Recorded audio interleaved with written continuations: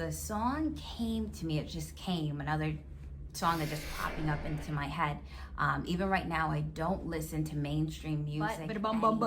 Right, so that song, I just remember like the reggae because I like that part with Adam Levine. That was them. So they are songwriters. They wrote this song for the Pussycat Dolls, When I Grow Up, and also none other than Mr. Rodney Jerkins, Mr. Darkchild, right? He was on here too. And we know him for a lot of Beyonce songs. We know him for a lot of Brandy songs, right? Full Moon as a child, that was my jam. But now, pretty much sure it wouldn't be my jam. But let's just move on forward. All right, so these three gentlemen, first of all, these three gentlemen wrote this song, okay? So that's like super deep. Like, wow, what's going on when we have men writing songs for women, right? 6 women. What? Okay, but again, these girls were silenced because, I'm going to give more information as to what they really were doing in that group, all right? But this song was actually a sample from He's Always There. And I have to be so honest, guys. Today, before I did this video, I researched it like last week and I was trying to listen to it. I couldn't get through it. It was creepy. I listened to octaves, I listened to notes, I listened to instruments, I listened to just the beat. It was too much. It almost sounded like a bunch of chaos. I couldn't listen to it. But they sampled it. They took like, that beat. Like, they took that from a British rock band called the Yardbirds. And from, before I did research for this song, I never heard of them. So guys, that's another thing. And they're a rock band in the UK, I believe, and one record that they released, give me 1 second. Okay, one record that they released, one record that they released was called Roger the Engineer. It was like bonus tracks. Well, when I looked it up, it said that the label was Diablo Records UK. That says it all. Like, boom, I'm a singer and you're not gonna sign me to a label called Diablo Records, okay? Because we all know what that's about. It's okay, I wouldn't be there. But moving along, guys, when we listen to these songs, I just want to reiterate that we are unaware many times what they're singing. What are they ushering into our lives? So this song already to me is ushering in lust, and that's why they dressed like that. They were actually like a little burlesque team for celebrities and like big willies, right, in the entertainment industry, that they would go to California to this club and Robin Anton put them together and they would come and see them. And I think the head used to be Carmen Electra, and they had 20 girls and they would just be dancing in the back, like getting it, because the girls can dance. I'm not gonna lie, they can dance and very flexible. A lot of them are actually trained, okay? So they would be dancing, and then I guess they realized, like, this group is so good, how can we market this to the masses? What can we do with them? How can we, people that are business owners and entrepreneurs are always thinking, how can we make more money? So they're thinking like, how can we make more money? How can we monetize off of this, right? Off of these ladies. So they took the group down to 6 instead of 20 at 6. And guys, they were doing it, but they're scantily clad. So when we look at that, we have to think, why do they look like that? Like, and as a kid, I just listened to the song, like, but loosen up my buns, babe, I never thought like, wow, they're naked. I just looked at it and I was like, oh, that's stylish. And I wasn't a kid, but I was like a teen at that time. But still, like, you're seeing this thing and like these images in your head, and then they're singing songs. Because actually, I think one of their first songs that came out from their PCD album was Don't Ya? And I'm not gonna lie, I was a preteen and I'd be walking around like, don't you wish your girlfriend was, And we don't even know what we were saying. Don't you wish your girlfriend was hot like me? Don't you wish your girlfriend was a freak like me? Like, we were not even freaks. We know what we were doing and we shouldn't have been freaks, right? Get your mind out the gutter. But these are the songs that generation was listening to, I was listening to. And now there's more music right now that's like probably even worse than before. But you know what? I feel like that's just all evil. It's just all bad. But what happens is, sometimes it's masked a little bit more. So back then, like now, I legit have to dissect these songs in order for us to see what is going on behind the lens. But back then, no, sorry guys, but right now, they're kind of just out there, like the City Girls and a couple of other names I'm not gonna name. But when you hear the songs, you already know, like, this is not wholesome. But guys, I digress. Sorry for my little rant. We're gonna continue, okay?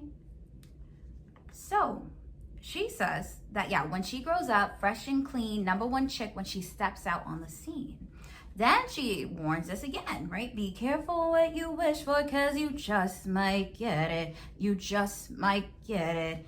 So for them to warn us in a song, these three gentlemen that wrote the song, in addition to the two gentlemen who wrote the song previously that it was sampled from, be careful what you wish for, because you just might get it. You just might get it. So when I listen to these words now, or like how I said, the Holy Spirit brought it back to me and I was hearing them, I'm like, no, that's not what I want. So guys, let's close the door to fame, right? It's okay if you are an entrepreneur and you have a business and you want God to blow your business up. That's okay, right? When God gives it to you, that's okay. But we don't want it from the world. And again, maybe 600,000 people will know your business or know your name. And that's great, right? We don't need 55 million people. We legit don't. And that's another good thing, is that the world is so vast. It's so populated. There's so many of us that there's enough customers, right, to go around, and a big audience, so that you can have your audience, you can have your audience, you can have your audience, right? I can have my audience, right? And this is a great time to say, guys, that if you have not yet subscribed to my channel, go ahead and click that button right there and subscribe. And you can also go ahead and click this button to make sure that you get all the notifications, because guys, these videos are real. And as you can see, I have like a bunch of information. It's probably too much for this video, so we're gonna try to take it down, right? We're almost gonna be getting to the end. But let's get through this song. So she says, so she continues to say, you don't know what it's like to be nameless. Want them to know what your name is. Because see, when I was younger, I would say, and the chorus repeats, okay? Then at the end, she says, I'm gonna skip down a little bit past the bridge. She says, oh, sorry, I'm at the bridge. See them staring at me. Oh, I'm a trendsetter. Yes, this is true, because what I do, no one can do it better. You can talk about me, because I'm a hot topic. I see you watching me, and I know you want it. Oh, so we need to think, what is she talking about here? I also want to say that for me, I have a little bit of background, I would just say a little bit of background in some things. I'm not going to say everything. I'm not going to divulge, everything right now. But when there's a songwriter and they're pairing up with a singer, they do like to ask you about your life, your interests, your occupation, your relationships, what you're currently going through. And they will sometimes write a whole song around you, most of the time. So I don't know, because again, we'd have to talk to the songwriters, the three gentlemen. But here, she's definitely the singer, right? What they're trying to convey is that she sees people staring at her. She's a trendsetter, right? No one's doing it better than her. And that you can talk about her because she's a hot topic. What would make her a hot topic? I just want you guys to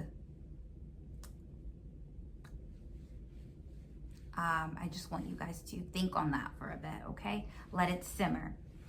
Then she says that she sees you watching her, and she knows that you want it. So again, I feel like she's going back to that boy that she wanted in the beginning, right? Or the boys. So the song continues, and then if you watch the music video, they have like a nice little dance part where they're dancing because they can dance. But yes, guys. So to me, with this entire song, we just really need to see that, yeah, she's not complaining, because according to her, everyone wants to be famous and she doesn't care what people say about her. However, what's happening to her that would warrant a complaint? Okay, so we have to go back to what Kaya Jones said, and I hope that in the future, and maybe now, that other group members, and they were really like employees, because that's another thing, guys. Jimmy Ivan, which is over Interscope Records, and Robin Hanson got 50-50 of everything that they could sell, like concert tickets, albums, anything you can think of, even like a jacket or a shirt. They split that money 50-50. And the singers, which are I guess you can call them the associates, right? The employees, the girls in the PCD girls, they only got, I think Kaya said like $500 a week. So like what? They could have legit went to like Burger King and flipped that burger and make that same money, like make that same guap. That's not even guap. So, you know, they could have made that same amount of change doing something regular, right? And so that's why we do not want to chase fame if it's going to come at the cost of someone's giving up their soul, okay? So that leads me into Kaya explaining how she got to this point of, you know, wanting